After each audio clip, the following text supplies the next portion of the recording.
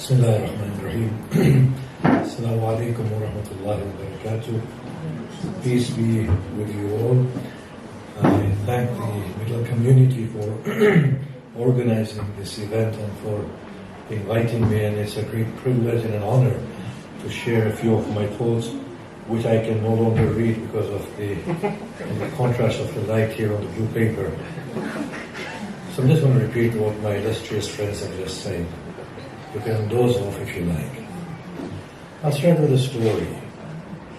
At the height of my Islamic career in the 90s, I was the Imam of our Birmingham community and very particular about Islamic law. It was the month of Ramadan and I was rushing to get to the mosque on time to lead the congregation in prayers and then to break fast with them.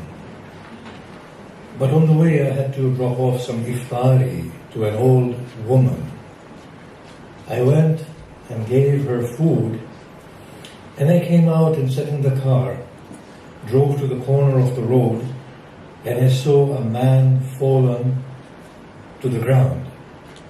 Now obviously I looked and I realized that he's probably drunk and consumed too much alcohol and has fallen. And I thought, maybe he deserves to be there. Actually, I didn't think that, but maybe I want to just emphasize the point, so I will say that something inside me might have said, my prayer is more important. And if I go out and assist him, I'll be late. In any case, I could not allow myself to go. With a very heavy heart and begrudgingly I went to the man because I realized that that's a duty incumbent and God would want me to do that. I saw that he was bleeding and there was a small pool of blood around him. I got concerned. So I picked him up, managed to get him upon his feet, and he was reeking of alcohol and blood pouring out of his nose. Now, for a young Muslim scholar, the two most abominable substances on the face of this earth are alcohol and blood. And I thought, what great test of God is this? So I stood him straight and I said, okay, I'm going now. And as soon as I turned, I saw he was going to fall again. So I grabbed him, and by this time now, the blood was all over me. I was wearing white garments. I thought, I can't leave him here. So I opened the door of the car and set him in the car. And I thought, I'll take him to his residence. All the while, there was a struggle inside me. And look, he's drunk, there's blood all over me, I have to get to the mosque, I'll be late, and even if I get there, I'll have to wash my garments. In any case, I put all of that to side, it was all going on in me, and I asked him for his address. I don't know if you ever tried to do that, ask a drunkard man where he lives. We went all over Birmingham, and finally arrived at his residence. So I got him out of the car, took him to his door, and then as I was going, thanking God that I'm rid of this great calamity, this bala, he turned to me and he said, "Are you Jesus?" That's when I paused and I thought to myself that yes, people would expect such acts from Jesus. Jesus would see this as a part of his religion, not a compromise. Jesus would do these things willingly. He would not do them begrudgingly. And no matter how despicable the state of a person may be, they will still have that confidence in Jesus, that no matter how much we descend from the levels of humanity, there is one hand that will always be stretched out to lift us up again, and that is Jesus.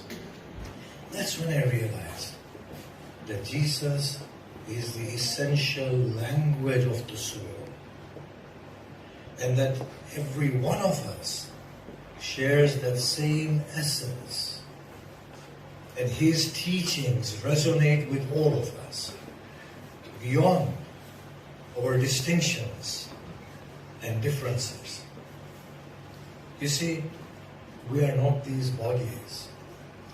These bodies are the property of this world. We come from somewhere where there weren't any bodies. We are not these genders. We are not these statuses. We are not our ethnicities. These are garments that we are wearing. And similarly, our religions are not things that define us within. Religions are like our garments. We take a garment off and we put another one on. From Muslim to a Christian, from Christian to a Jew, from a believer to a disbeliever. We are loftier than all of these things. And I will quote Rumi, as my dear, very learned friend and brother quoted Rumi. He said, "O you who marvel at the luminous sun in the depths of the sky, acquire your own luminosity. For the brilliance of your light is so intense that if placed within the heaven, the sun shall disappear and shall appear like a distantly flickering little star. That is how brilliant you are, O man, if only you realize your true worth." Why does the language of Jesus resonate with us? Because we are all from that same origin. The question is never to go and meet with God. A God confined to the Kaaba is a God unworthy of worship. A God seated on a throne is a God less than the beloved author. Even paradise is less than where we belong. It's not a question of meeting with God. Jesus teaches it is a question of allowing God to emerge through us. There's a beautiful truth that has been veiled within our bodily existence. What tears us apart today? Ask yourselves. Islam and Christianity tears us apart. How amazing when both of them were languages of God, given to us to communicate with God. We have made the methods that God stipulated for us into means of division. Isn't that interesting? What separates us are these arbitrary identities of ours. What brings us together is the truth within us. So Jesus speaks that essential language. Now, why should the Muslims say, how important is Jesus for us? It's a non-starter. Be he Jesus or Guru Nanak or the Buddha. These are all specks of light of the same truth that we are all from. Call it the light of God or call it the light of humanity. It's one and the same. The Quran makes this very clear. The Prophet comes to Medina and he says to the multi-faith community, believers are those who bring faith in everything revealed unto us and everything revealed before us. There is a binding commitment that a Muslim gives by becoming a Muslim, that we do not believe in Islam in the narrow sense. We believe in the teachings of God in the broadest sense. From the beginning till the end, it's the same story. Fashioned differently, phrased differently, but the truth is the same. Tell me today, aren't we naturally speaking the same language, whether we belong to religion or otherwise? Do we not sit and discuss inalienable human rights? Do we not say poverty is a sickness within humanity and needs to be confined to the archives of history? Do we not say today that every individual ought to have freedom? Do we not say today every individual ought to enjoy security and a minimum level of education? They should have a roof over their heads. Do we not speak in that same language? Whether we are from religious persuasions or otherwise, Isn't this the light of God shining through us? Have we not arrived at that pedestal of glorious existence within humanity, where now we say we are no longer satisfied with wealth? We need to have a deeper meaning of existence. Isn't that wonderful spirituality taking birth from within the folds of humanity itself? Isn't this the talking God within us, showing himself outwardly? Wasn't this the message of God through Jesus? So as a Muslim, as opposed to saying this is what Christianity states and this is what Islam states, as opposed to saying that, we need to say it differently. This is what God taught through Abraham. This is what God has taught us through Moses. This is what God has taught us through Jesus. And this is what God has taught us through the Blessed Prophet Muhammad. It's the same story. Different aspects of it have been delivered at different times. So when we say, in the name of God, the most gracious, the most merciful, isn't this the depiction of Jesus in his entirety? See, the Prophet never contended with Jesus. There was no competition. The Quran says, and those prophets, we do not distinguish between any of them. And the Quran says, and those prophets, we distinguish some over others. But he does not say we gave preference to one over another. We distinguish them through their different roles. Idris we raised to the heavens. Moses we spoke with. Jesus we assisted with the Holy Spirit. These are the distinctions.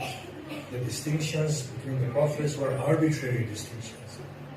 Their essence was one and the same. Now how wonderfully the Quran talks of Jesus. Mary is told, pray, for God has chosen you. And then Mary is told, the mother of Mary prays when she realizes that she is carrying a child. She prays to God and says, oh God, I give my child in service to you. In other words, that after the birth of the child will be given over to the place of worship to be devoted to God.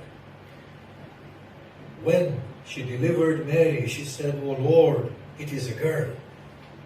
And God knows the difference between a boy and a girl, came the response. She said, oh Lord, I beseech you to keep her and her offspring safe from the touch of the devil. The Blessed Prophet said, each soul has been touched by the devil. Only Jesus and Mary were spared from the touch of the devil. The Quran says, O Mary, God will give you His word. In another place, God says His name will be the Messiah. In another place, God says He is the soul, the spirit. These are the ways in which Jesus has been described. Within the folds of humanity, there has been amongst us a person who has been untarnished with our physicality, with the demon or the devil that is accompanied with this bodily existence. And that has been Jesus. And He is a pride of our humanity. Imam Ali describes Him in Nahj al-Balagha, and he says, if you wish, I shall talk to you about the Spirit of God. How divorced from the world He was. He, for His servant, took His 2 hands. For His steed, He took His 2 legs. For His bed, the cold earth. For His pillow, the hard rock. For His covering, the darkness of the night. He did not marry, lest He be distracted from God. That was Jesus, fully actualized in His essence. The fact that He speaks inside His cradle showed that he was spared the whole process of actualizing knowledge in a bodily manner. What a wonderful gift of God he was to us, one of us and our essence. So we take pride in Jesus and we turn to Jesus for the essential godly teachings that he imparts, and through him to actualize the light of God that was actualized in him within ourselves. Oh, there's a lot more to be said, and I hope my time is up because I don't know what else to say. I want to finish on these sort of notes. But in truth, it appears that God has not created us and sent us here as we naively believe. That would make God very unkind. If the parental love of a mother cannot withstand that she sees her children suffering, then the parental love of a mother is but a glimpse of the all-embracing love of her author, God, the parent of all parents. Do you think a responsible parent would be creating 8 billion people in this place? It's a hellhole, this world. That's not the case. God is beyond this. The creator of trillions of galaxies does not need little people fighting over his name. If God was a human, he'd be laughing at us. He would ask Jibreel, what are they doing? He said, well, the Christians and the Muslims are still fighting as to call you Jehovah or Allah. And he would just say, why don't you just flick them out of the whole cosmos? They're not worth it. God is not this. You see, we have had previous existence prior to this life, and the Quran is categorically clear about it. We have chosen to come here to learn how to be godly creatures. And this is what Jesus shows us. When somebody offends you, the one that is getting angry, the one that becomes enraged, is the bodily person. Turn to the godly side and forgive. Reclaim that godliness. When you see wealth, you want to hoard. That is not you. That is your embodied state. That is insecure. You're worried about tomorrow. Give it away. Liberate yourself. Actualize your godliness. When you can have comfort, that is the need of your body. The soul is in anguish. Give away your comfort to others.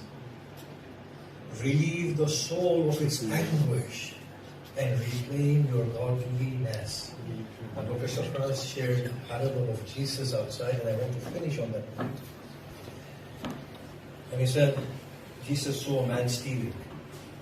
And the man said, I did not steal. Jesus said, my eyes have lied to me. How wonderful. Muhammad Rasulullah said this. And he has obviously learned it from Jesus. And do not be offended, for Jesus is his brother. Okay? He said, if you see somebody stealing, and they say they haven't stolen, then turn to your eyes and say, oh eyes, you are lying to me, for he can never lie. That is the level of godliness we are to attain within ourselves. But that's not the end of the story. God says, I have created you from one soul. The 8 billion people that we see in this world are different by bodies, but same in the soul. It's one reality.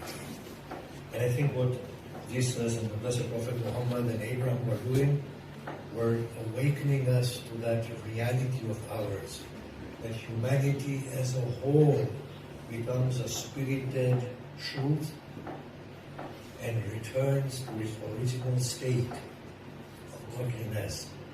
And if that's the case, then hell and heaven are mere stations in the whole process of us getting back to our glorious state. Neither is hell eternal, nor is paradise a befitting abode for the lights of God. I shall finish there. Thank you all very much.